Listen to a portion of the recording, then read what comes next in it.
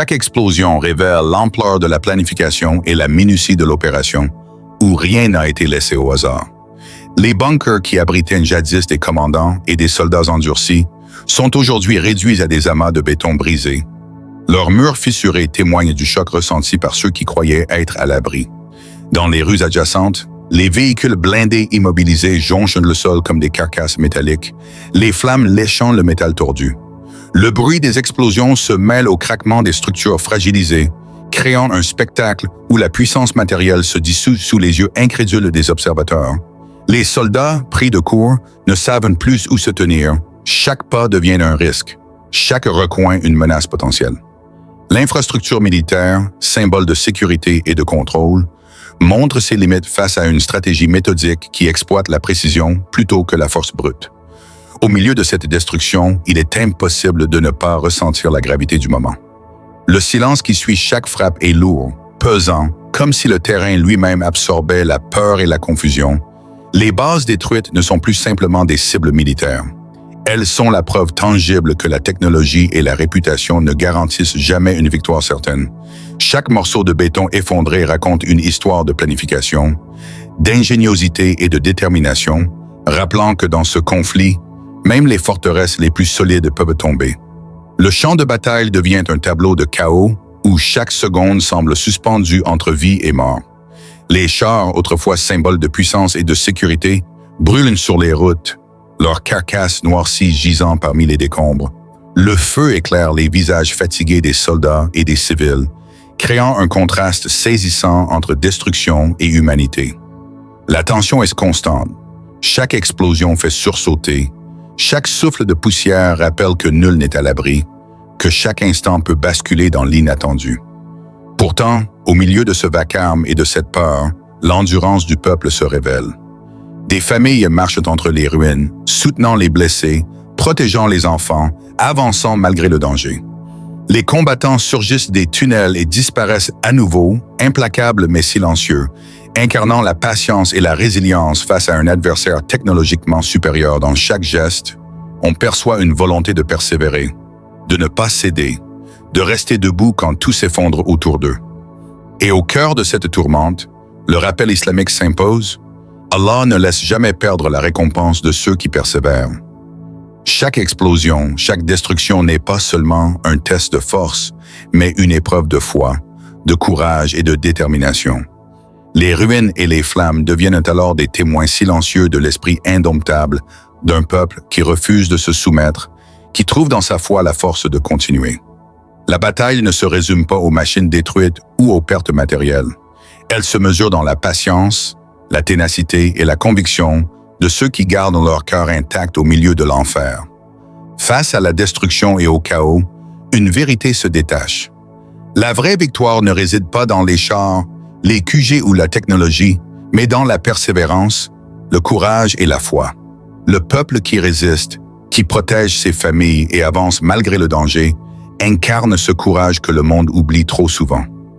Allah rappelle dans le Coran que ceux qui patientent et placent leur confiance en lui ne seront jamais vaincus, et chaque acte de résistance devient une leçon de dignité et de détermination. Ce conflit nous montre que la force matérielle peut s'effondrer, mais l'esprit reste invincible lorsqu'il est guidé par la foi et la justice. Si cette vidéo vous a permis de voir au-delà des images et des communiqués officiels, soutenez la vérité en laissant un like, partagez-la pour diffuser la réalité, et commentez simplement « Justice » ou « Vérité » pour montrer que vous êtes éveillés et solidaires de ceux qui luttent ensemble. Faisons résonner les voix de la patience, du courage et de la justice, car chaque geste compte dans la diffusion de la vérité. Et dans ce chaos intérieur, une vérité s'impose même parmi eux. La puissance sans justice finit par se briser elle-même. Les croyants le savent, comme il est dit dans le Coran, qu'Allah soutient ceux qui patientent et résistent. Pendant que les familles pleurent et que les soldats doutent, les fondations de leur certitude se fissurent, laissant apparaître une réalité trop longtemps cachée. La guerre n'a pas seulement détruit des bâtiments, elle a entamé les cœurs de ceux qui pensaient tout maîtriser. Sous la surface de Gaza se déploie un monde invisible, un labyrinthe pensé depuis des années pour transformer chaque pas ennemi en risque calculé. Dans ces tunnels étroits, humides Éclairés seulement par des lampes faibles, les combattants avancent en silence, parfaitement synchronisés, comme s'ils faisaient partie de la terre elle-même. Le sol vibre parfois sous les explosions lointaines. Mais ici, dans l'ombre, la guerre suit ses propres règles. Les tactiques souterraines transforment l'avantage technologique israélien en handicap. Là où les chars ne pénètrent pas, où les drones se perdent, c'est l'ingéniosité humaine qui domine. Au-dessus, les embuscades se déclenchent avec une précision presque chirurgicale. Un groupe ennemi s'avance confiant dans ses détecteurs et ses caméras, sans se douter que quelques mètres sous leurs pieds, des combattants écoutent leurs pas. Puis tout s'enchaîne. Un passage s'ouvre, une sortie dissimulée se soulève à peine, et en quelques secondes, la surprise éclate. Les soldats se dispersent, tentent de comprendre d'où vient l'attaque, mais la riposte a déjà disparu, repliée dans les entrailles du sol. Les drones, censés offrir une vision totale du champ de bataille, deviennent soudain inutiles. Certains sont brouillés, d'autres attirés dans des zones piégées où ils s'écrasent sans même transmettre une dernière image. Cette neutralisation systématique crée une zone aveugle qui fait paniquer les commandants. Impossible de prévoir ce qu'ils ne voient plus. Dans une scène immersive, un drone tourne au-dessus d'un quartier ravagé, puis son écran se brouille d'un grésillement brutal avant de s'éteindre.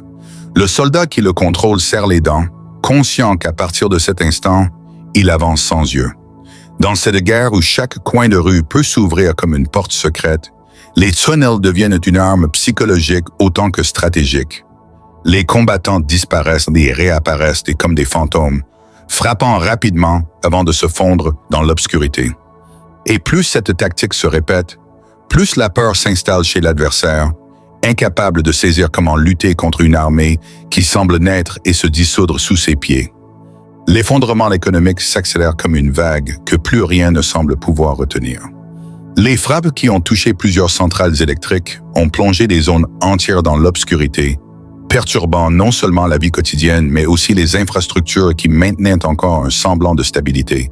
Sans énergie fiable, les usines tournent au ralenti, les commerces ferment plus tôt, et les chaînes de distribution se brisent les unes après les autres. Très vite, les pénuries apparaissent. Carburant rationné, médicaments introuvables, prix des denrées de base qui explosent.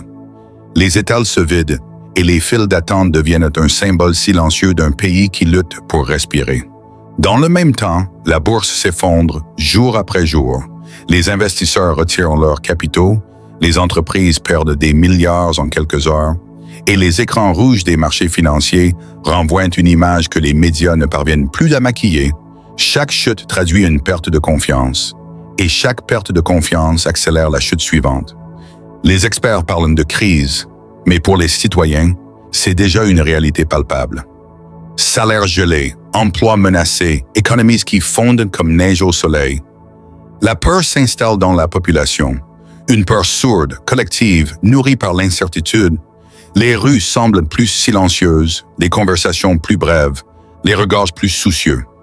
Beaucoup se demandent combien de temps ils pourront tenir si les coupures continuent, si les prix montent encore, si les tensions internes éclatent.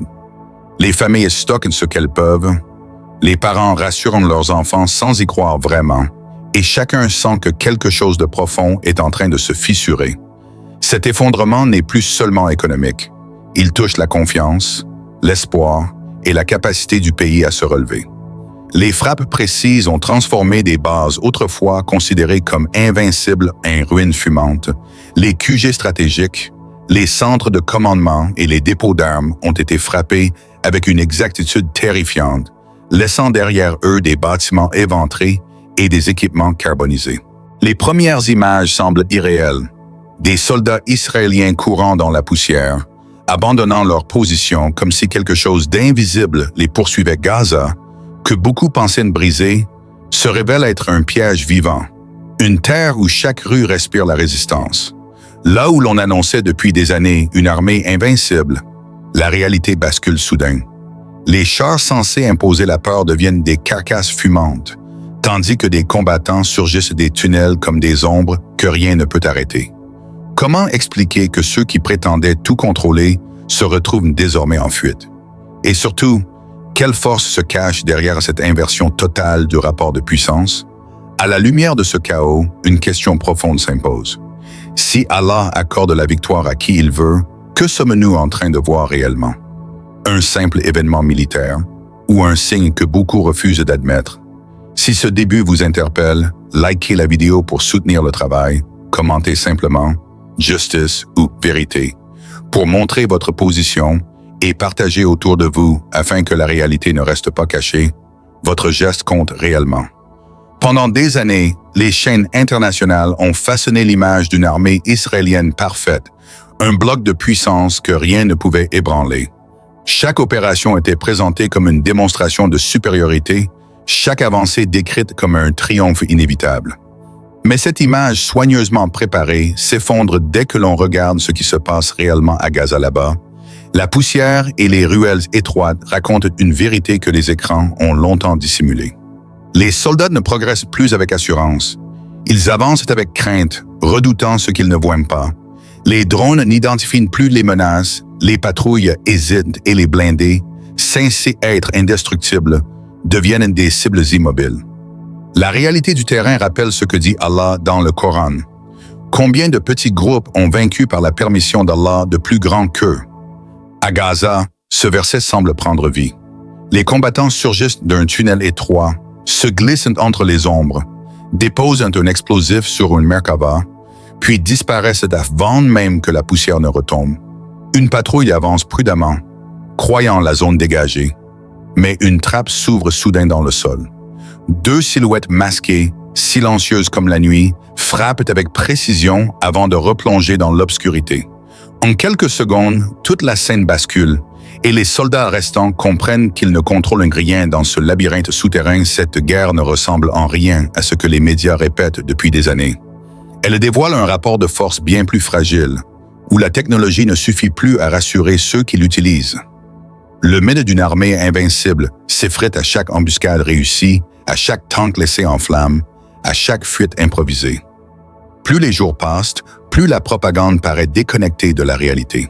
Ici, ce ne sont pas les communiqués officiels qui parlent, mais le terrain lui-même.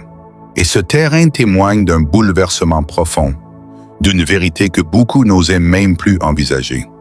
Dans les rangs israéliens, le chaos s'installe comme une ombre que personne ne parvient plus à ignorer. Les pertes s'accumulent chaque jour, plus lourdes, plus inattendues, plus difficiles à dissimuler derrière les discours officiels. Derrière chaque soldat touché, il y a une famille qui vacille. Des mères qui reçoivent des appels tardifs, des enfants qui demandent pourquoi leur père ne rentre pas, des foyers brisés par un conflit dont ils ne comprennent plus le sens. Les médias tentent encore de maquiller l'hémorragie, mais les voix venues du terrain racontent une autre vérité, celle d'une armée qui perd confiance, d'hommes qui avancent avec la peur dans les veines, convaincus que la prochaine embuscade pourrait être pour eux. Un soldat israélien, épuisé, a confié à demi-mot à un journaliste que les nuits sont devenues un calvaire. Il dit entendre, même dans le silence, l'écho des frappes qu'ils n'ont pas vues venir. Il raconte les patrouilles où chacun scrute l'obscurité comme si elle cachait un verdict. Il parle de ses camarades tombés, de ceux qui ont perdu pied, et de ce moment précis où il a compris que l'image de l'armée invincible n'était qu'un récit répété pour tenir debout. Dans un campement improvisé, une scène illustre ce basculement. Un groupe de soldats avance prudemment entre deux murs détruits, le souffle court, les mains tremblantes sur leurs armes. L'un d'eux aperçoit une ombre, hésite, recule, persuadé que la mort peut surgir d'un simple coin obscur. Rien ne se passe finalement, mais leurs visages racontent l'essentiel. Ils ne sont plus sûrs de rien. La peur les a devancés.